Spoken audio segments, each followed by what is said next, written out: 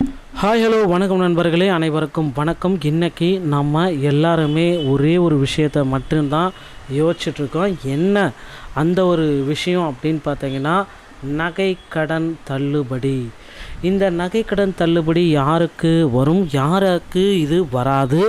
So 3 சவரன் தள்ளுபடின்னு சொல்கிறாங்க, 5 சவரன் தள்ளுபடி அப்படின்னு சொல்கிறாங்க. நகை கடன் தள்ளுபடி கவர்மெண்ட் அறிவித்த அந்த ஸ்கீம் என்ன? நகை கடன்கள் முழுவதுமாக தள்ளுபடி செய்ய போகிறாங்க. 5 சவரன் மெகா தள்ளுபடியை அரசு தரப்புலேருந்து நகை கடன் தள்ளுபடியாக கொடுக்க போகிறாங்களா என்பனை பற்றி எல்லா தகவலுமே இந்த ஒரு வீடியோவில் கிளியர் கட்டாக நம்ம எக்ஸ்பிளைன் பண்ண போகிறோம். மக்களே, நீங்கள் நம்முடைய சேனலை முதல் முறையாக பார்க்குறீங்க அப்படின்னா மறக்காமல் ஒரு சப்ஸ்கிரைப் அண்ட் பெல்லை கிளிக் பண்ணி வச்சுக்கோங்க. நகைக்கடன் தள்ளுபடி. தமிழகத்தில் நகைக்கடன், வேளாண் கடன் அடுத்த கட்டமாக மெகா அறிவிப்புகளை வெளியிடுகிறார் ஸ்டாலின். ஸோ நகைக்கடன் தள்ளுபடி தமிழகத்தில் அடுத்த சில மாதங்களில் சட்டமன்ற தேர்தல் நடக்கிறதுக்கு ஒரு புற கூட்டணி பேச்சு வார்த்தைகள், தொகுதி பங்கீடு உள்ளிட்டவை நடைபெற்று வருகின்றன. அதே வேளையில் பிரதான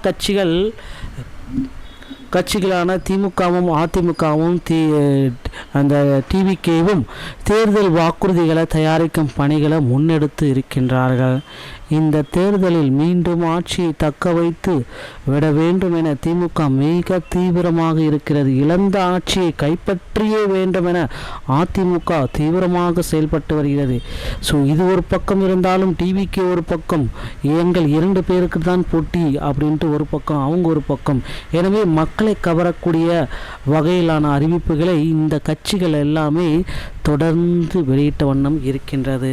இதில் மக்களை கவர்ந்திருக்க ஒரு அறிவிப்பு அப்படின்னு பார்த்தீங்க அப்படின்னா, பெண்களின் வாக்குறுதிகளை கவரும் வகையில் இது இருக்கணும். பெண்களுக்காக இது இருக்கணும். பெண்கள் இதை அதிக அளவில் பயன்படுத்தணும்.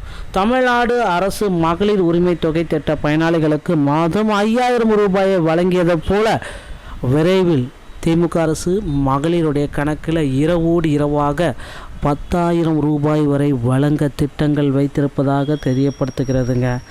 மகளிர் உரிமை தொகை 3000, கோடைக்கால சிறப்பு தொகை 2000 என மொத்தமாக 5000 ரூபாய் வர வைக்கப்பட்டது தமிழ்நாடு அரசு.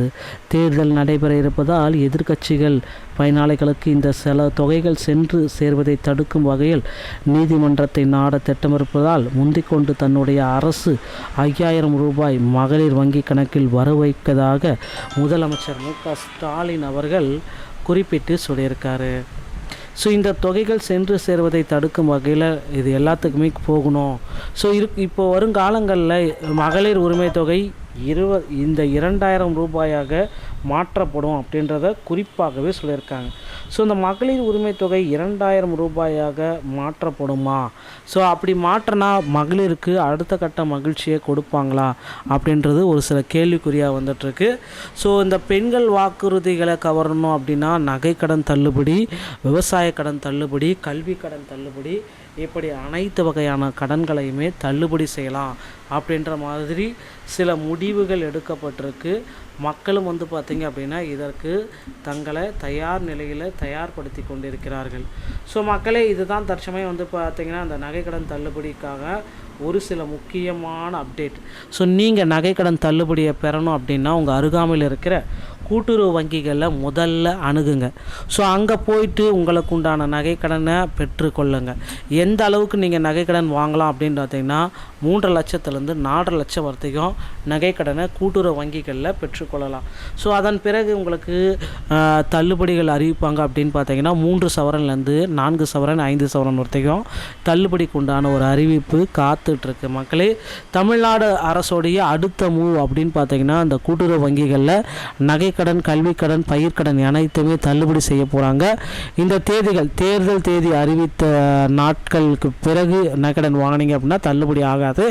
அந்த தள்ளுபடி பெறத்துக்கு பட்டியல் உங்கள் பெயர் வராது. அதனால் தேர்தல் தேதிகளுக்கு வரும் முன்னாடி பிப்ரவரி 28ஆம் தேதிக்கு முன்னாடி உங்கள் அருகாமையில் இருக்கிற கூட்டுறவு வங்கிகளுக்கு சென்று நகைக்கடனை பெற்று வைத்துக் கொள்ளுங்கள்.